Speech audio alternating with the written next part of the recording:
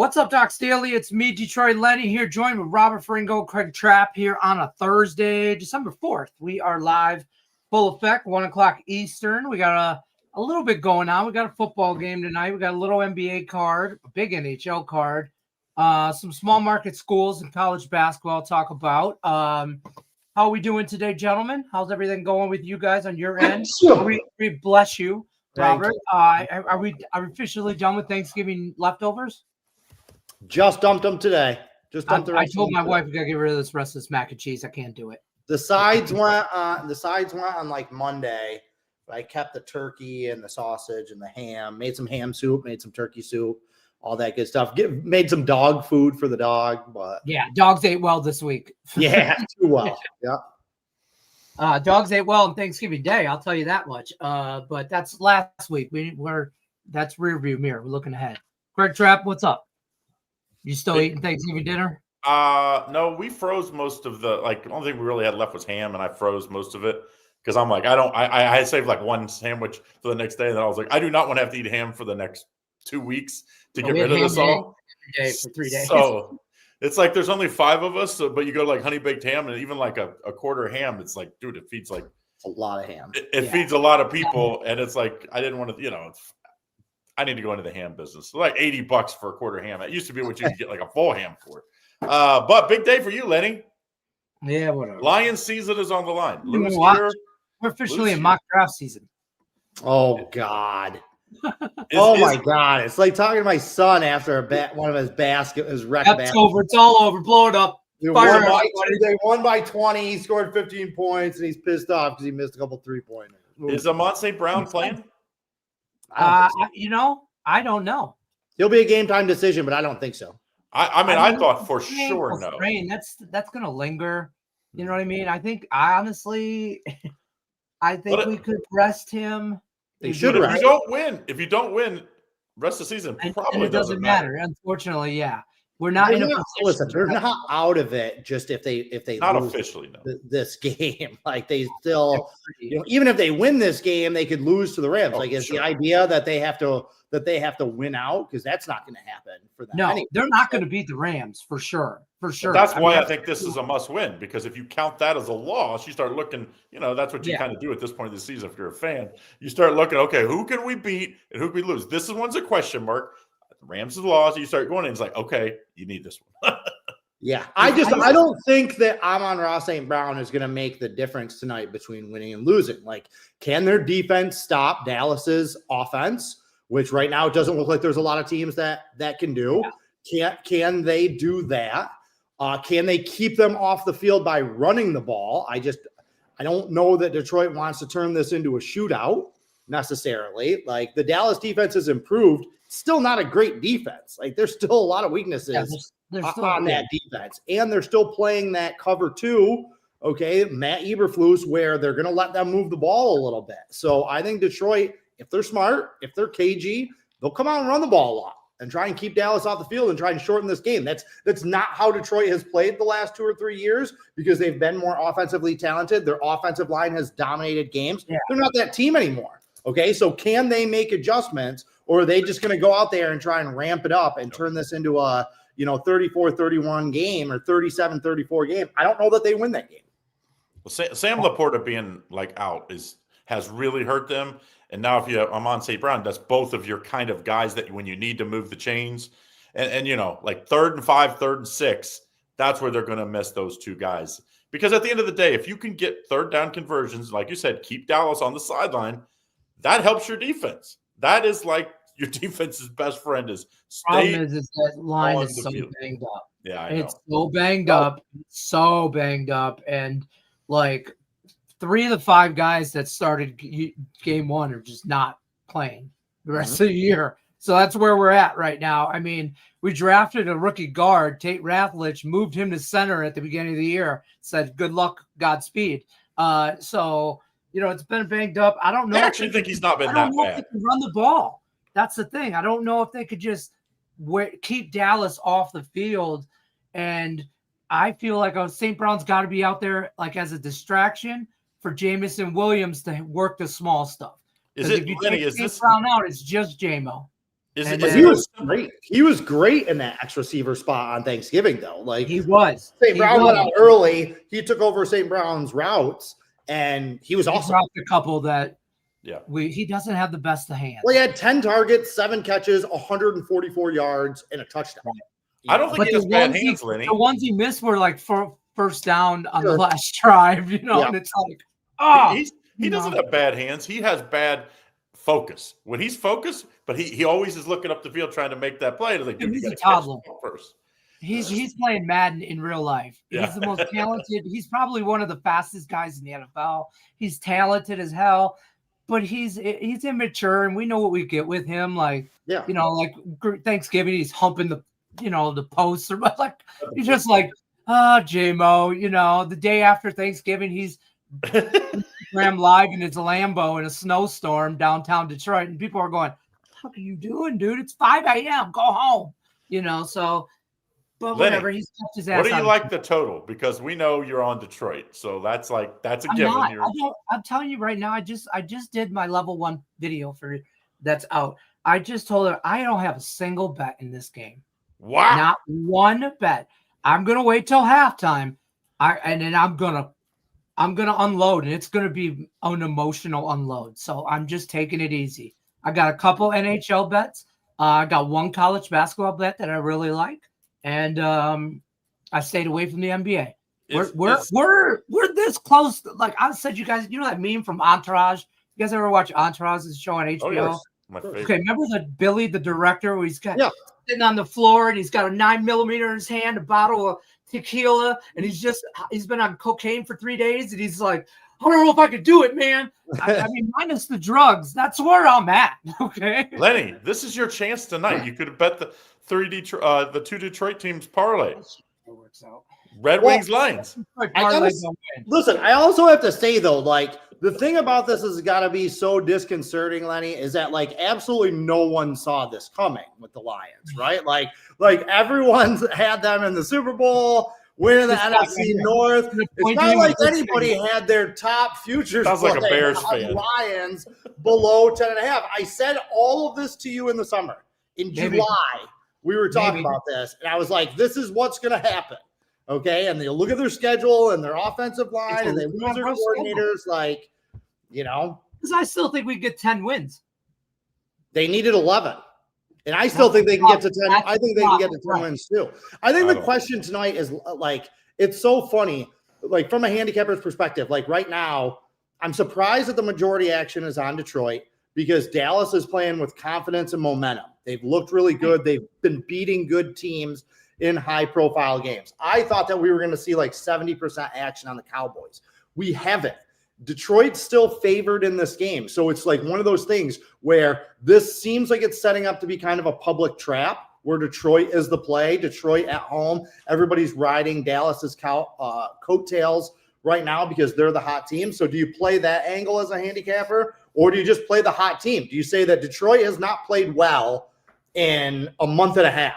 Their last 5 games, they haven't played well. They should have lost to the Giants, and then they'd be on a 3-game losing streak. They're not playing good football, and Dallas is. Just ride the hot hand. So, Craig, what do you think? Do you take the handicapper angle and say everybody's on the Cowboys, I'm going Detroit because they're favored and that's the sharp side? Or do you just play the hot hand and say one team's playing well, one team's not playing well, I'm going with the team playing well? I don't think there's anything that Detroit has an edge on. I'd taken Dallas money line. I'm not even messing with the points. I think Dallas either wins outright. Over Dak Prescott. Well, I don't look. I mean, I didn't mean player by player. I meant offensively. I think they have an edge. Special teams, Dallas has an edge. Defense, I cannot believe I'm saying this, but since they allowed the 21 points to Philly, look what the defense has done. I mean, the defense has not been a problem. Kansas City played good. Go back. I went back and watched that game. Kansas City played. That's why I'm scared to death that Kansas City's not making the playoffs. I just don't see how it changes because they're playing good and losing. They used to play bad and win. They can't do that anymore. They just couldn't get off the field. They just couldn't get off the field on those third and longs. And again, I don't think that that's going to be the case for Kansas City. This week against Houston, for instance, I still think Kansas City is going to make the playoffs, and I think that they're going to be fine. I always think back to the Buffalo Bills that made the 4 straight Super Bowls. I think 2 of the years that they made the Super Bowl, they made it out of the wild card. Like they didn't dominate the regular season every year. Like I still think Kansas City has a path, and I still think Kansas City gets in, everybody's going to be scared to death of Kansas City if they get in. They just got to get in. I'm looking at their schedule, and I'm like, dude, there's no like a couple, but it's like, dude, how are they going to get above the teams in front of them? That's what I'm like at this point. Dallas is the same thing. That's why I almost think Dallas has to win out. You look at that tie is going to help Green Bay, but it's really going to hurt Dallas at the end of the day. But in the AFC, like there's still some leaky teams. Like Indianapolis is leaky right now. Like how much do you trust the Jaguars not to lose 3 out of 4, down the stretch, something like that? Like Buffalo, they look good one week, they look terrible the next week. Like there's still teams like Houston that are like, I mean, my God, that defense is like, yeah. There's teams coming up too, though. So it's like there's some teams that you're right that are like. That's why this is a monster game for them. But they're 3.5-point favorites. They're above the key number. They've owned Houston recently. Like Houston's defense is obviously going to cause them problems. But then you have to look at it from the other side. Can Houston score points? Yeah. Like Kansas City's defense is going to be ready to play. We're going to see the best version of them. They just faced the Cowboys, and this is like a massive step down. If Houston wins this game, it's because it's 20-16, and they're able to grind this game to a halt. But if they can't, it's not like Kansas City hasn't beaten good defenses before. It's not like they haven't faced great defenses, and Patrick Mahomes hasn't hung 28 points on them. So if it gets into one of those games, do you think Houston can score 20+? I don't know that they can. Can you imagine after C.J. Stroud's rookie year, and you'd say, hey, fast forward 2 seasons, and this offense is one of the worst in the league. I don't think anybody would have really seen that coming. It's the reason why sometimes you need to pump the brakes. When you have a rookie quarterback, or even a first couple of years of a quarterback, that they have these good years, and it's like, dude, they haven't done it year after year. And granted, his weapons haven't been all healthy. I get all that, but it's still like it's pretty surprising to me that the falls have come there. They never should have gotten rid of Bobby Slowick, their offensive coordinator. And I feel like he got kind of scapegoated for the fact, like, if you look at what's happened at their offensive line, forget the receivers, forget the fact that the receivers have been dying on a bi-weekly basis. And that he hasn't had a full complement of weapons. If you just look at what's happened to their offensive line, they just cut Laken Tomlinson, who they signed as a free agent, who was their starting guard week 1. They just cut him. He didn't even play the last 2 weeks. Like, their line has been a disaster the last 2 years pretty consistently. And they fired the offensive coordinator. So now they're on their 3rd system in 3 years, where it's like, keep the offensive coordinator, keep the quarterback, rebuild the offensive line, and we're good. But they didn't do that. So they just been kind of digging themselves their own holes. And Joe Mixon being out has definitely, he had a great year last year. And, I always say somewhat running backs are interchangeable, but it hasn't been for them. Let's just put it that way. They could use something. And I don't know. Both of those teams, whoever wins that game, though, I think probably has a real good shot. And whoever to get into the playoffs, whoever doesn't might miss. And that's surprising considering the AFC North. We thought we'd get 2 teams in from the AFC North. And now, to be honest, there should not be no teams in the AFC North, because they're all going to end up probably about 500. 8, 9, or 9 or 8 is going to win that division. How about the fact that we might get 3 teams out of the AFC South? That's a realistic. That's crazy. That's a realistic possibility. 3 teams from the South are going to make the playoffs. I would have thought that would have been if you said, okay, you get any, you could pick who's the most likely. I would have said AFC North to get 3. Who is the least likely? I would have said AFC South, I think. Right. Yeah. Right. So I guess the East, I might have said maybe the East, because I did not see the Patriots coming. The NFC South is just as bad, or just as up. Well, the NFC South, the NFC South is a joke. None of those teams are. Although I don't think anybody's signing up to play Carolina right now. I would. They suck. They're over. Dude, that game, Sean McVay, offensive genius Sean McVay, and I'm not mocking him. He is a legitimate offensive genius. Yeah, he is. That game is a joke. Going into their final drive, they had been averaging 7.9 yards per carry for the day. They're averaging 8 yards a carry, and they still threw the ball. He still dropped back to pass more than 10 times more. I think they had 32 dropbacks and 21 designed runs for the running back. On that final drive, they only ran the ball 3 times in 10 plays. You're averaging 8 yards a play. I'm watching that game because I had prop plays on the running backs. I'm like, what is going on? Like, am I going not run the ball? Like, am I going crazy here? Like, every time they hand it off, they get 12 yards, 6 yards, 9 yards. Like, what are you doing? So that one was on McVay. They had nothing to do with Carolina. Bryce Young sucks. Their defense sucks. Tedero McMillan's their run awesome. game, though. Their run game is tough. It like, keeps them in games. And I had thought Tampa Bay was going to run away and hide in that division. Well, they're another one. They're so beat up. They're so banged up. They're like the third straight year, right? Like Godwin was hurt last year. Evans was hurt last year. They both hurt again this year. It's like, what's his name? Bucky was hurt.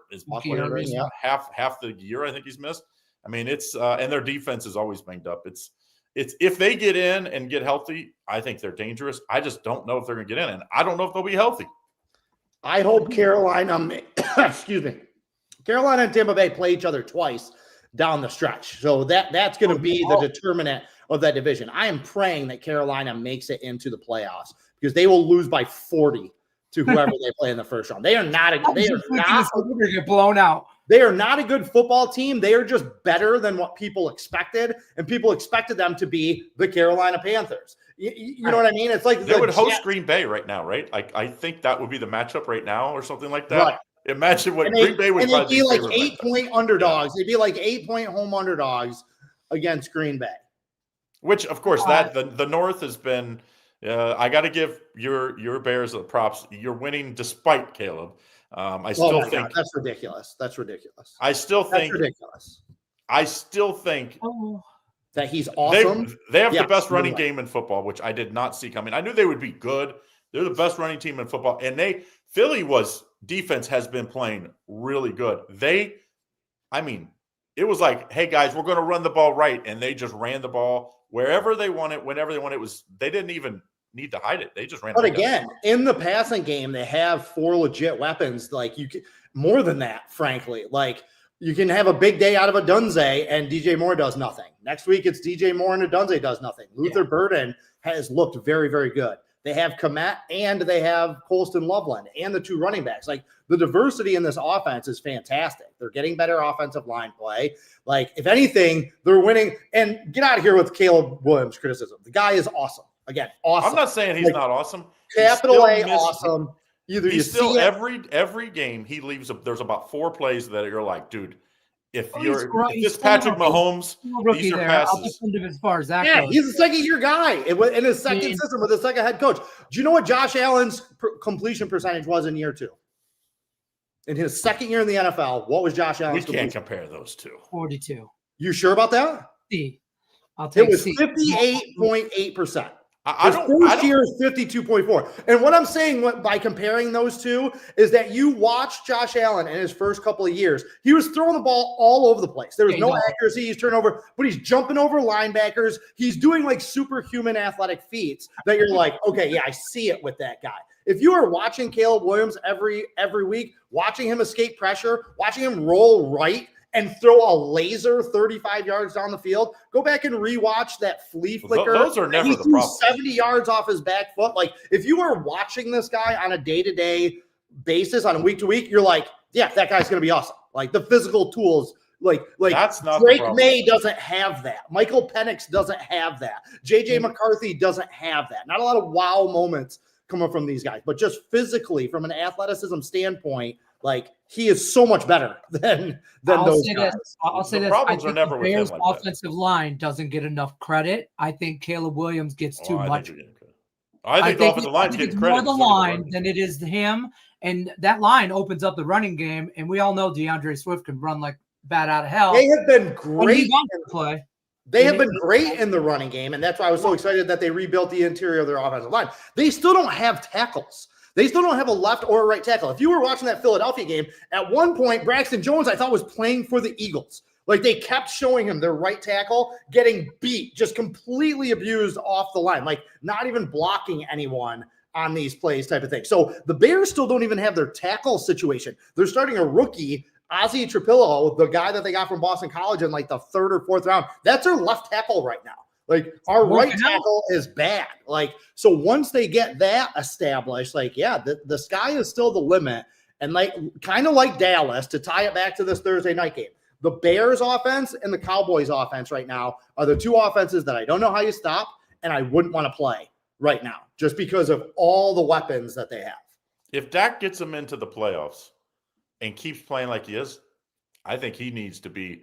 Right now, Drake May, I think, is in the driver's seat to win the MVP. Now, I thought Stafford was going to win it, but with Stafford's last game, I don't think that's unless he just lights it up from here on out. I don't think he'll get it. I think Drake May, just because you look at their schedule, I think they're probably only maybe have one more loss on their schedule. It would be hard not to at least put him in the conversation. But if Dallas gets in, because Dak kept them in it when they weren't playing good defense. Like the Packers game won it. For Dallas, for sure. Tonight's a big night for both games. George Pickens should be the comeback, or should be like the most improved player of the year. George Pickens, if you would have said he was going to put up these sorts of numbers, I'd have been like, dude, I did.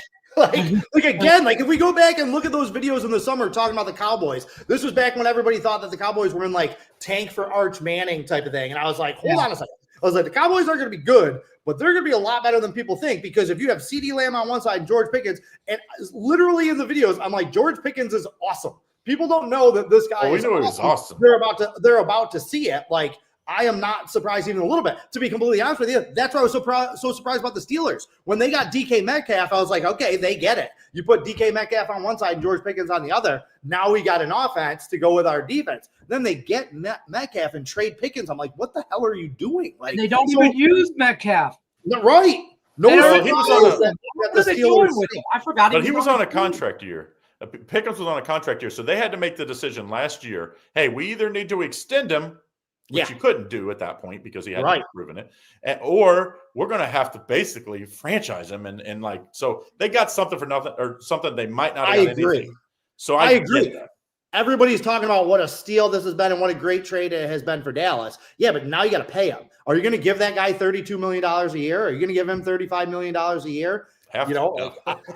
I think like the Titans, someone like the Titans are going to end up signing that guy. He would be a good franchise guy though, because every if he's on a 1-year deal, this guy will perform right. He'll walk the straight line like he is now. Right, that's 5-year deal. He's going to get that 5-year, $150 million deal. And he's going to, for a bad team that needs a receiver, the Raiders, the Titans, someone like the Jets, not the Jets, whatever. He's going to go to a bad team and then he's going to flake out. I think we all know. I hope he's kind of realized by coming over there and maybe seeing CeeDee Lamb and being like, dude, if I do it like him and be a professional. And, I think Dak's a good quarterback for him because Dak's not like in your face. It's probably a good situation there. And be honest, if you live in Dallas and you're a receiver and you're performing, dude, I'm sure he's living the high life. Everywhere he goes, people pat him on the back. So maybe that's turned things around for him. And maybe he sees the light that, hey, all I have to do is just do the right thing. If I do the right thing, his talent is always never been in question. It was always just the efforts. Look, we're going to see everything based on who he signs with and what he signs for. If he goes out there looking for like just under Jamar Chase money, like that top of the market deal, and he goes and signs with the Saints or the Titans or the Raiders, then he doesn't get it. He absolutely doesn't get it. But if this guy who's his agent, Lenny? Look it up. Right. Yeah, 100%. Is it Drew Rosenhaus? But if he's willing to take $25 to $28 million a year, he could go sign with Denver. Like Denver has a ton of dead cap money coming off. Like go play for a winner with Sean Payton, with an established quarterback. Who is his agent? Michael Parsons' agent, David Mullighetti, or I don't know how to say his last name. Well, then he's not going to take less, that's for sure. And he's not going to sign with the Cowboys. That's for sure. Same agent as Michael Parsons, so. I wonder if they would basically give him the CeeDee Lamb kind of contract. That's a few years old now, so it's actually a little better market than when he did sign it. And then because now you have that Micah Parsons money that you didn't spend that you could kind of spend there. Now, I think Dallas did see, hey, we're going to have to spend some money on our defense. We can't just keep going out there and use all those draft picks, spend your money to keep Pickens, and then use both those number 1 picks on defenders. They got some options. I do think Dallas wins tonight. I hate to say that for you, Lenny. I wanted Detroit to find a way to play Detroit. I thought this line would be 2.5. I was like, it's going to be 2.5. They're going to try to be begging people to bet it. And it came out at 3.5. And like you said, Robert, a lot of the money's still on Detroit if you believe it. I don't understand it. I don't always believe because it's percentage of bets sometimes versus money. That's always like an argument that can be had. And where's the money going to come in? Dallas is the biggest public team usually. Do you think all the money on game day now, between now and game night's going to be on Dallas? The only argument I can make, and there are some good arguments to be made for Detroit, okay? Like, they are excellent at home.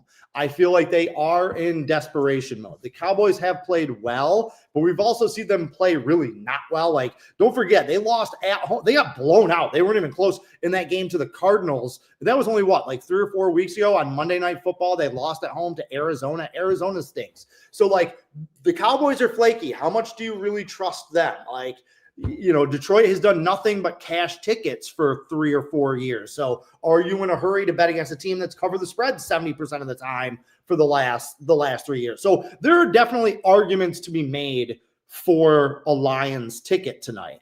I just don't know that I can do it. I kind of like the under. That's just like anytime I see a 50, my handicapper brain, I know it's a new NFL, but I still am like automatic under. Anytime it's that high. And the Thursday games have been a bunch of unders. They have been very low scoring. They favored underdogs and unders all season long.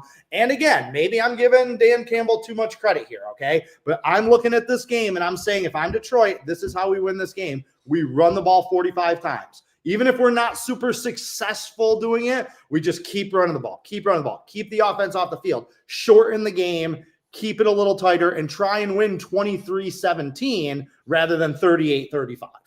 Lenny, got a question, though. He's not going to do that. He's dumb as a box of rocks. He's going to throw that ball all over the place. But I'll say this, Dan Campbell hasn't lost back-to-back games since his rookie season. Hey, Lenny, though, what do you do?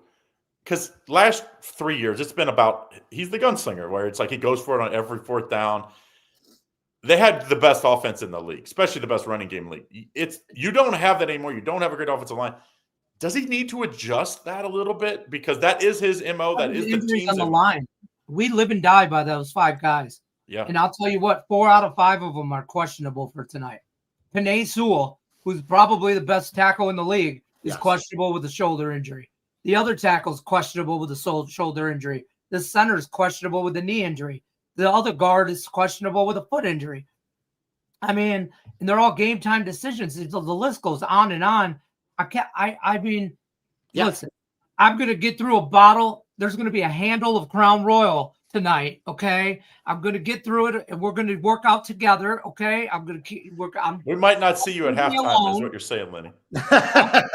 We might not see you at the live halftime show. I'm gonna have to log in for that. I'm telling you right now. I'm definitely gonna have to jump in for that. The Lions are going to win this game for no reason. No reason. Not for no reason. I just gave you a bunch of reasons why. I don't believe them. I don't believe them. Hold on. We do have some questions. Win this game on a Jake Bates 54+ yard field. We do. I can see it. And everyone takes a push, and Craig loses his money line. Bad. Oh, wow. Everyone makes Craig happy. All right. Nostalgia Man asked about Davidson minus 21.5. Yeah, let's talk college pass. Citadel is pathetic, but I don't know how much I trust Davidson. This isn't exactly a get up for the game type of thing for them. Scott Blakely asked, have you seen any numbers on the Zags Kentucky game? It's going to be 3. But if you like Gonzaga, bet it early, because by tip off, that number will be 5.5.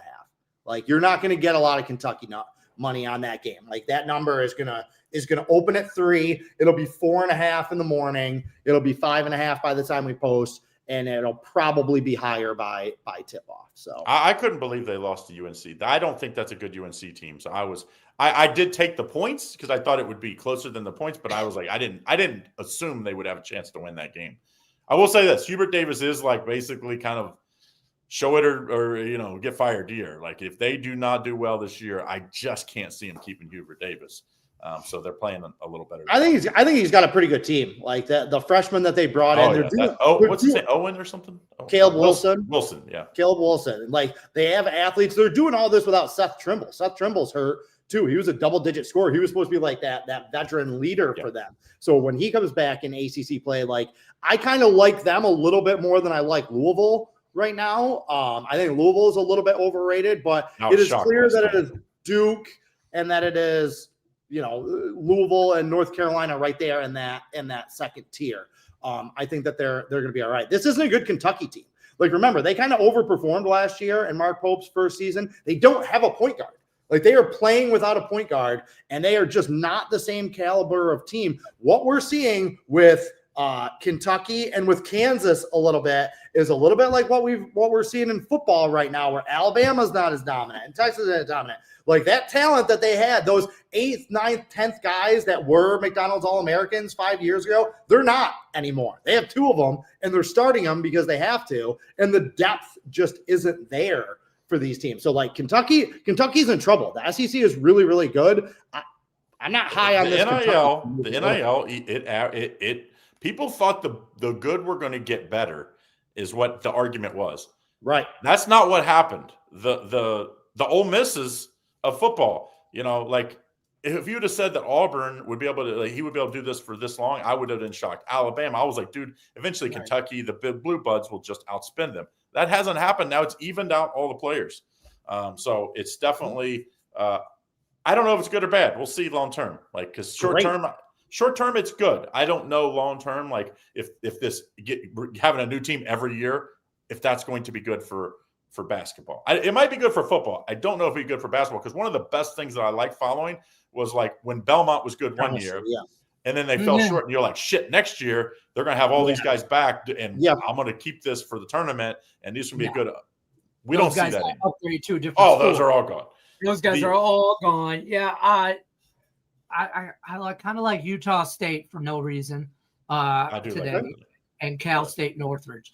Utah State's good. It almost worries me that everybody and their brother is on. I put them out. It's my 2-unit play today. Didn't have anything huge, obviously, small card in college basketball. And then everybody's on them. And I'm like, oh, dude, this is trouble. Anytime you see, every comment, like in the comments. Yeah. Yeah, I mean, South Florida played at home dog, kind of like a little bit of the value there. This was a no play for me. I didn't even really consider it for those reasons. I'm not in a hurry to bet against Utah State, because I do think that they're a really good team. Yep. But this is kind of a weird spot for them, like being a road fit. What Like how up for South Florida are they? You know what I mean? Like how excited are they? And South Florida, again, not a bad team. Like, they only lost at Oklahoma State by 8. They only lost to George Washington, and that's a really good George Washington team. They only lost to them by 4 on a neutral site. So, they can hang around a little bit. Well, I wonder what the scheduling, like, you look at the schedule, there's no big games tonight. I was like, dude, how did ESPN miss out on this? How did, CBS Sports Network? Everybody needs the live programming now. So I'm like, dude, usually Thursday's a big college basketball night, and there's just nobody wants to compete with the NFL. Nobody I wants get to it. Lions. I get it. It's America's team versus America's team. Like, I'm just saying, it's like, it's America. All right, let's before we get out of here, though, Robert, because it's everything. Hatfields, McCoys. Tomorrow, dogs and cats living together. It's mass hysteria. We have college football championship week, Robert. I know we're releasing our plays in 4.5 or a little less than that. There's a couple I like. There's one I really, really like. But I think this is the most wide open championship week I've seen in a long time. Outside of James Madison, I just can't see them losing. Like, if you told me any of these other teams win, I wouldn't be shocked. Maybe Ohio State, Indiana, I have no clue, because I hate Ohio State so much. It's hard to get my wrap. I did love it. In the chat, he's a Ohio State fan. Is there anyone, Robert, that you I'm sure you have one circled, right? Listen, I'm not going to lie even a little bit. If we were to go back over like the last 12 years, I bet I'm hitting somewhere around 18% of conference championship games. It is just something stay away. I don't know what it is, man. It doesn't make any sense. So I might have one, maybe two. I like a play in the Mountain West game. I will have a play on that on Friday. The other one I'm looking at is I just don't see Alabama beating Georgia twice. That game's in Atlanta. They'll have there won't be a crowd advantage because Alabama fans travel. But I remember watching that first game when they played in Athens. Alabama played pretty much a perfect first half. I think they were like 11 for 13 on third down in the first half, something like that. Like they played perfect and they hung on by their fingernails to win that game. They stopped Georgia like 4th and 3 or something. Like Georgia had the ball to go tie. They did. He should have taken the field goal at that time. I think they were down 6 and they should have taken the field goal, went for it and got stopped. Yeah, that's what I mean. Like Alabama was kind of lucky the clock hit zeros in that game because Georgia was coming. But what do you think? Like, because there is a thing out there that if Alabama gets, and it's not pretty, that Alabama could be out of the playoffs. Do you think like Alabama gets all the calls because they're like, dude, we got to make sure Alabama at least keeps this close? No, Alabama's in. Like Alabama is not going to ever. Yeah, they're not going to get penalized for losing in the conference championship game. Like, no way. Like, there's still idiots trying to make an argument for Texas to get in because, you're penalizing them for playing Ohio State. Like, no, we're not penalizing them for losing to Ohio State. We're penalizing them because they played like trash all season, because they barely beat UTEP, because they barely beat Kentucky on the road. Like, Texas stinks. Get out of here with Texas. I don't know how, but imagine if Alabama didn't get in, or imagine if Notre Dame doesn't get in. Like, these fan bases are going to go freaking nuts. And to be honest, Notre Dame shouldn't be in. I could make arguments both ways on both those teams if Alabama loses. That's why. Only if they lose, obviously. Obviously, if they win, they're both in. But I don't know. People are up in arms about Miami. Alabama is 1,000% in. They are not going to penalize them for losing in a conference championship game. No way, no how. Why are we going to? They were the 13th team because BYU's resume isn't as good as Alabama, and they're not as good as. Well, they're better than Notre Dame. Beat Texas Tech. What if BYU beat Texas Tech on Saturday? Then they get an automatic bid. They're in. They're not a question. Both of them get in, and then Notre Dame would be out. Correct. If BYU wins that game, Notre Dame is going to get bumped because they get the automatic spot. If BYU loses that game and gets blown out, Notre Dame still might get bounced, because if that happens, then you're going to have team number 12 and team number 13 are going to be Notre Dame and Miami. And I don't see how they can justify keeping them. If those are the two teams you have to look at, the last two teams that we're looking at, how you can just throw out the head-to-head loss. But then again, this is college football. College football is a joke. It's always been a joke. Yeah, all of these types of decision-making are. But if Duke wins, there's going to be no ACC team, because James Madison's going to get in, and the winner of North Texas and Tulane will get in. Yes, it's the way it's written. There's no. So if you want to see chaos, root for Duke this weekend. Root for Duke. And to be honest, 4.5-point underdogs, and you have to think they're playing with house money, man. That they're going to be running trick plays, calling fake punts, going for it on fourth down. All out. Like, why not? If you're making, I like Duke this weekend. I think Virginia is a great story. Great story what they did this year. They caught Florida State in a great spot. Florida State hasn't won a road game in 2 years. I still can't believe that's true. It is true. Look it up. So they beat Louisville when Louisville wasn't playing the greatest. Louisville barely won at Pitt. Like right before that, they barely beat JMU. Like that game was closer than the final score. They scored on a fumble in the end zone. I think one of those two. Oh my God! So, all Virginia did was steal games. They shouldn't have beat North Carolina. Yep. They went for it on. They went for 2 and didn't get it. They shouldn't have beat Cal. They shouldn't have beat Washington State. But the ACC did it to themselves, because the tiebreaker should be the top teams in the polls get to play, not the top. That is the dumb. And then for the commissioner to come out and say college football is a joke. It's a joke. It's always college football is a joke. It has always been a joke. Like trying to rationalize or justify the decision-making process, even when it was who won the national championship in the 90s. Then when they went to the 2-team playoffs, that was a joke. Even the 4-team playoff, the year that Florida State got left out. College football has always been and will always be a joke. The Mountain West and the ACC not having a very easy process. Yeah, somebody that's 11-1. Pick tiebreakers. It's a great story for UNLV this year. That they could keep it going with Odom leaving and everything. And Boise's down, yet they're playing the way. Boise's not one of the best teams in that conference, but they used the average of all the polls or something. It was I don't know. I don't know. I like North Texas Friday night. I really like. Do you? Just because the coach is gone, type of thing. Yep. Well, all the coaches are coaching there. Summerall is coaching in that game? Both of those coaches are coaching in that game. Where'd the North Texas guy go? Oklahoma State. Oh, okay. Yeah. And I like that because if you're at a smaller school, dude, what's the real big risk? I understand the Ole Miss thing is like, dude, it just gives him another month to recruit these players to come to LSU. And like, I get that. And like, oh, what if he's could see the recruits that are coming on campus for the new coach? I just, there's a lot more risk there.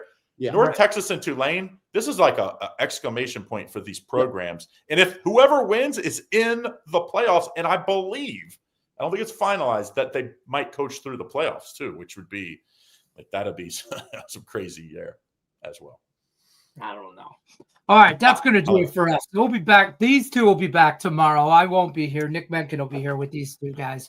Tomorrow, Docs Daily, 1 o'clock Eastern. Check us out. Halftime, we'll be live for the members only halftime show. I might have to be Is it sponsored by Crown Royal? I might have to. If they're down 2 touchdowns, we might this is Lenny coming to you live from a bridge. Lenny, wear your beer hat with the drinks on either side, that like to your mouth, that way we could just keep it going. Broke out the luchador mask in case things get weird. Okay, so it's available. My wife has already just told me I can't go nowhere. I can't. Dude, I got to tell Indian Cowboy he has to log in to my garage, basically. All right, people. Good luck. Take it easy. Appreciate everybody stopping by. Don't forget, drop in the comments, even after you watch the video, what you like today. Side total, proper, otherwise. See you tomorrow.